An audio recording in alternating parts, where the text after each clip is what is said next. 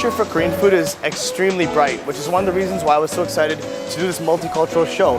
And when we first spoke about it, I had so many different ideas for Korean fusion because a lot of the flavors are very bold and bright, and I love cooking with them. It's one of my favorite cuisines, and I demonstrated today that there's a plethora of different menus and different ways you can use traditional Korean ingredients, and the food, the end result is amazing.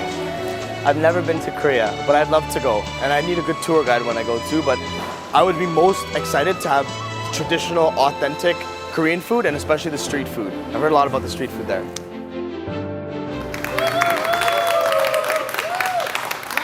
Thank you, ladies and gentlemen, for being here with me today. I'm Chef Devin Rajkumar. I work with the Food Dudes. We're a Toronto-based catering company, and we work with a lot of celebrities, a lot of high-end profile clients, such as Ivanka Trump, the mayor of Toronto, Steve Nash, and a lot of really popular political and celebrity figures in the city. A multicultural show where I would cook some fusion dishes, like we would take quesadillas or a mango salad, and I would include a traditional Korean ingredient.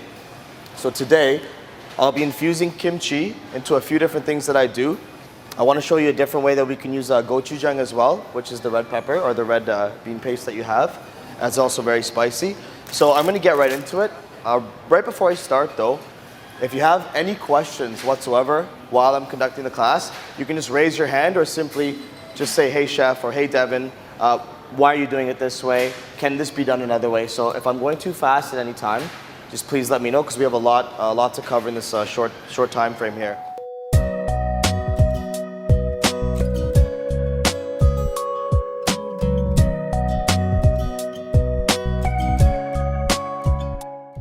So first dish that I want to get on with you was the mango salad. And this is not going to be your traditional mango salad because it will include kimchi in it. So first we're going to start with a bowl. And I have some of the fruits and vegetables already prepped out over here. But I'll show you how simple this is.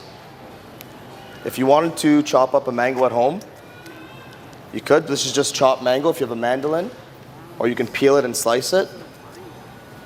There's a lot of people, we're going to do it all, okay? We're going to do it all. Same over here, we have red peppers. So I'm going to put in some red peppers. I do want the majority of this to be mango. That is a regular standard mango. You can use Alfonso or you can use any type of mango that you want, just based on the sweetness and sourness. You can adjust that after. This is the standard mango, the really big one, but if you want to use Alfonso, or a Julie mango or a different type of mango, you could. But you do want a mango that's kind of firm. If you have a mango that's too soft, then it's not going to work out. It'll just fall apart. Slicing, because you slice it so thin and such regular size, it looks perfect. How do you do it? The mango, I take the mango and I peel it with a peeler, and then you just have to slice off pieces, and then you go across. So there's no shortcut.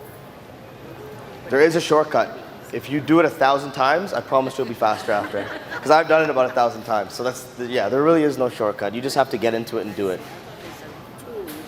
So into this, so far it's just the mango, green pepper, red pepper. You can see, as of right now, the color is amazing already. How I would take apart a red pepper, this might not be the same way you take apart a red pepper. A little bit off the top at first, a little bit off the bottom, and we keep those pieces for later. You see you have these holes in the pepper. So just take your knife and cut right down that hole, right to the bottom. Turn it on its side, slide your knife, bring it off the cutting board if you can, and it just rolls. And you can take out the middle, just like that. Okay, and then you get this guy right here, just like that, okay? So if you want, you can break this down into more manageable pieces. This membrane, which is really white, it doesn't offer much flavor. So in the industry, at our kitchen, what we do is just kind of run our knife along that, and we take some of that out, and you can see how much brighter red it gets. And that's also going to be less water in your mango salad. So I'll just take a little bit of that out. It's called the membrane. It's not too important to have in there. And then across we would, if you chop up the red pepper on the skin outside, it's much harder to chop. But if you turn it over, it'll be much easier. And then we just go across. And this technique will take you a while, but you know, you can get it really fine, you can do it really fast. And you have to, the best tool you'll have in the kitchen is a sharp knife. When your fingers are curled in, kind of like an eagle's claw when you're cutting, it's impossible to cut yourself. If you have your hands out while you're cutting, chances are you will. But like this, the blade is always going to be along your middle finger. So if I do that, then I don't even have to look. It's going to come out really well. What is your knife? This is a Wusthof knife. Some of the best brands in the world are Global or Henkel. There's quite a few different types. So I'll just add that to the red pepper I have there. Again, with the top and bottom, you can throw that piece out, but this is definitely a good snack. Or you can also julienne that across. So getting back to the mango salad, I'm gonna put some lime juice in here. This is not really a very traditional mango salad, but this is the way that I do it. We're gonna add lime juice so we can get some citrus in there, some bite. If you have a juicer, great. I don't recommend using the lime juice that you can buy in the store. I recommend always juicing the limes. So roughly the juice of 1 lime is in there. Next to that, I would add some honey. So if you see what I'm doing so far, you have the freshness of the vegetables. You have the citrus from the lime juice for that bite. So now we're gonna add some sweetness to it. It's all about getting some balance in there. We'll put a little bit more. With the honey or sugar, if you're adding it to your mango salad, if your mangoes are very sweet, you don't have to add that much honey or sugar to it. If they're very tart and sour, sugar will cut that tartness. So you'd add a bit more honey. So I'm not gonna add too much more. Into this, a little bit of salt to taste. If you're wondering, it's probably about half a teaspoon that I put in there. I don't want that much in there. That looks like sea salt that's there, but I'd recommend, you can use any type of salt that you want. These days, everyone is trying to be very healthy, so I know sea salt's very popular, or rock salt. But, in the kitchen, we go through smoked salt and all kinds of cool different things. So far we have the mango, the red pepper, the green pepper. Everyone seen these before? Okay, I like to buy them fresh. These are fairly fresh as well though, because of the way they seal them. The same way you might get your greens or your lettuce, how it's already sealed off. They actually infuse this with a type of chemical, a safe chemical, a healthy one, that preserves this for longer. It gives it a longer shelf life. So I would recommend buying these because you can keep them for about a week at home and they stay crunchy. It's always good to check though. It smells like bean sprouts to me. So we're gonna add some bean sprouts. You can see, you can't see, but we have red, green, white, yellow. I wouldn't put a yellow pepper through this for any reason. I wouldn't put a cucumber because I want to get a little bit of every color. Basil would go very well. Anything else? Cilantro. And I think I heard the one I want here. Mint. Why do mint and cilantro go well with mango? It's tropical. It's fresh. It's got punch to it. So I have mint. And I have cilantro here as well. Mint's also very good to garnish with, so very, very cool. Whenever you get your fresh herbs at home, you can kind of just squeeze them up into a ball. It doesn't matter if they're gonna get bruised or anything like that. It's okay because at the end of the day, they're gonna get chopped up. And the same technique, you can go very slowly if you want, that's fine. But if you roll it up into a ball and keep pressing it against the knife, you can get a fairly decent chop. Anytime you have leaves like basil or mint, take the leaves and stack them on top of each other. Just like this. Stack them all up on top of each other. I like a lot of mint, so I'm gonna go a little bit more. You stack them all up and then you can kind of just roll it onto itself. Just roll it up like that, and then you cut across. Instead of just chopping the whole leaves, when you roll them all up into each other, you get way more cuts every time you put the knife through. So you get a much finer product at the end. There's nothing better than fresh herbs, so I use a lot of fresh herbs when I cook. So mango, red pepper, green pepper, bean sprouts, cilantro and mint. I put a little bit of honey to taste. So you see the elements I'm putting into this. A lot of times when you cook, there's the sweetness from the honey and the mango. There's the freshness and that bite from the peppers that are in there. You have the lime juice for the citrus, that pop, that acid. Then you have the fresh herbs, cilantro and mint for that freshness. So every time I cook, I try to hit all these different layers. So when it goes into your mouth, it's sweet, it's spicy, it's tart, it's salty, all those things. All those things are satisfied. So I have a pair of tongs here. Would anyone else add anything else? Would anyone else here add anything else to this dish? Anything else? There's a lot of things you could do, but I'd add a little bit of sesame oil. Sesame seeds. Sesame seeds you could add as well. Just because you said that, I'm gonna add sesame seeds to it. So you're a chef too. These are just roasted off sesame seeds. It was a suggestion, so I had them. Why not use them? So a little bit of sesame oil, a little bit of sesame seeds, the salt's in there. You can go ahead and give this a toss. Just like so. And what I'm gonna add to this is some chili honey shrimp that I'm gonna do for you right now. So best thing to do is get your pan very, very hot, and I'll demonstrate this for you from start to finish. So the heat is pretty hot. If you're at home on a scale of 1 to 10, this would be around 6 or 7.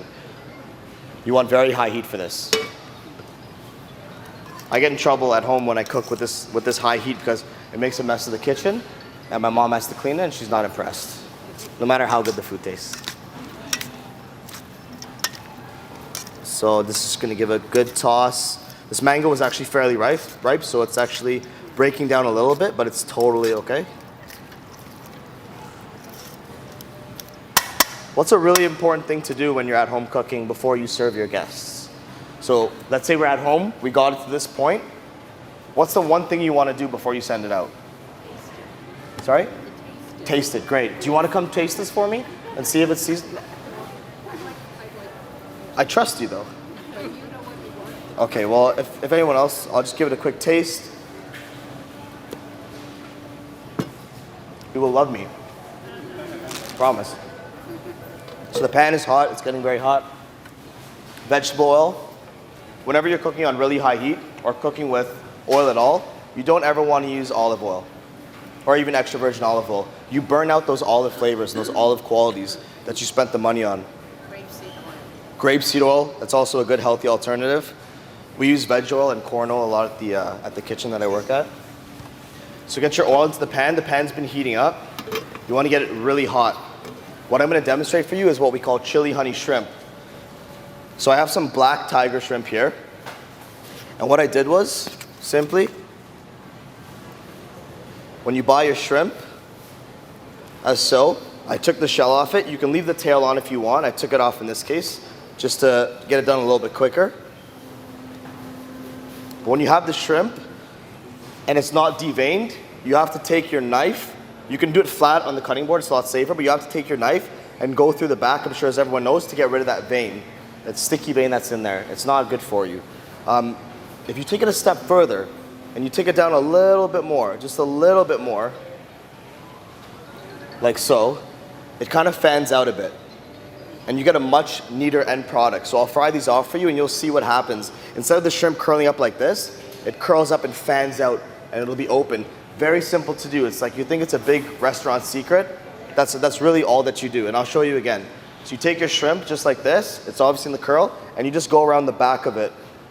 Just around the back like that. And that'll give you that butterfly effect like that. If you don't know how hot your oil is in the pan, take anything you have around. Like for example, I have a bean sprout here. Because you do not want to put the shrimp in the pan if you're trying to get good color marks on it. You don't want to put the shrimp in the pan if it's not hot enough. So just drag something through it and it's definitely hot. Super hot. So the shrimp's ready to go in. I'll do this away from you. So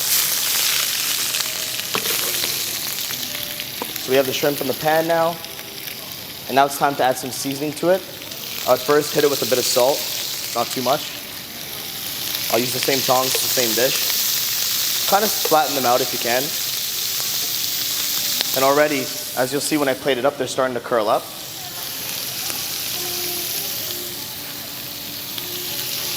Now, as I said, this is a chili honey shrimp. So the chili I'm gonna add in shortly, but if you were to go ahead and add the honey to it now, it would burn. So we're not gonna do that. If you wanted to add garlic or onion to this, it wouldn't be a bad idea at all. It would actually be a fantastic idea. But I'll keep it really simple. I'm gonna let the mango salad do the talking for this dish. And I'm just gonna add a little bit of lemon juice to it. I'm just kind of flipping them over, just so they get evenly cooked.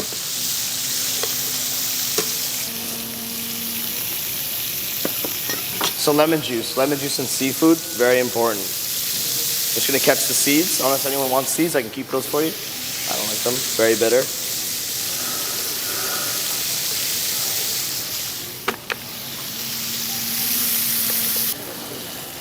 And at this point, I'm just gonna add the honey. If you add the honey too soon, it's gonna burn in the pan.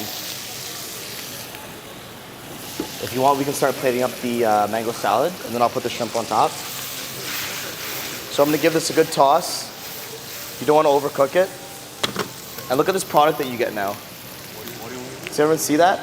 How it curls up like that? And it's so simple, and it's so much better than just doing the shrimp normally. Another cool thing with this is that it also stands up on the plate a lot better as well, as opposed to just your standard shrimp. So if you put a few of these around, it would look very pretty. Shrimp's done. I'm just gonna take the heat off because I don't want to overcook it any more than it is. One sec, what you can do is just take a little bit like this, right in the middle, just like so. I'll cut the shrimp in half.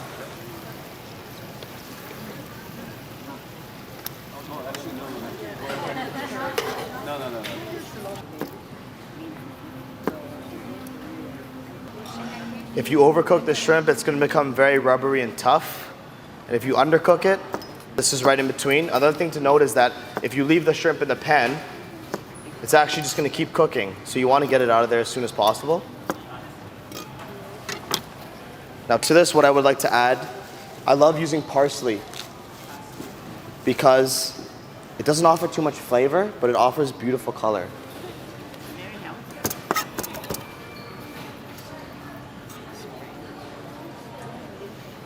So I'm just gonna put a little sprinkling of parsley on top. It's gonna give it a really nice color. And I'll put them in the plate, one, and you can put one neatly onto it. I'll move on to something else, that's why. If that's all right.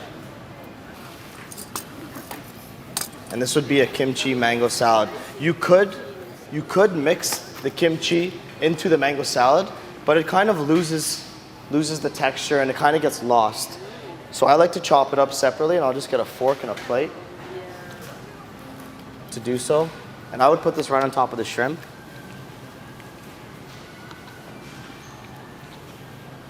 The shrimp can go down one sec if you like.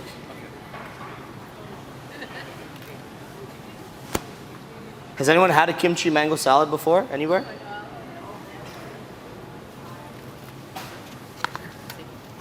I know kimchi is not often chopped up, but I find when you chop it up, you have way more uses for it. Yeah.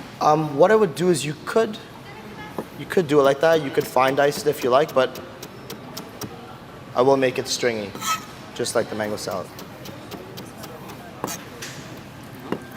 After the kimchi was on top of it.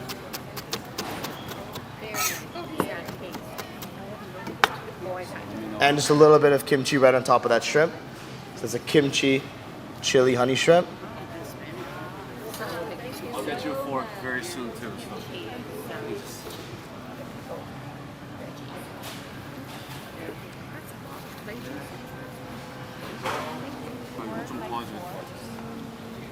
Also, you can have someone walk around and offer out some more shrimp.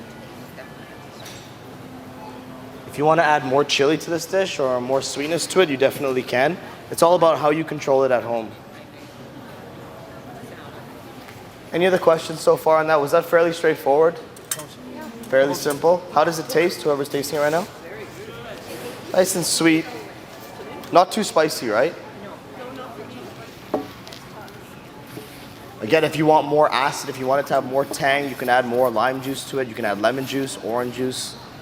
There's so many different ways that you can cook. And it all comes down to how you like it. How do you choose the mango? Phenomenal question. Chopsticks. This mango was a little bit ripe, so it's kind of not having the crunch that I would like. What I do is when you pick up your mango, you can't shake it or anything. You have to feel it and press into it. And ideally what you want to do is when you press into the mango, you want it to just barely be able to leave a dent. If you push into it and it's too soft, you're gonna get a product that's similar to this that's gonna be a little bit soft and kind of mushy almost.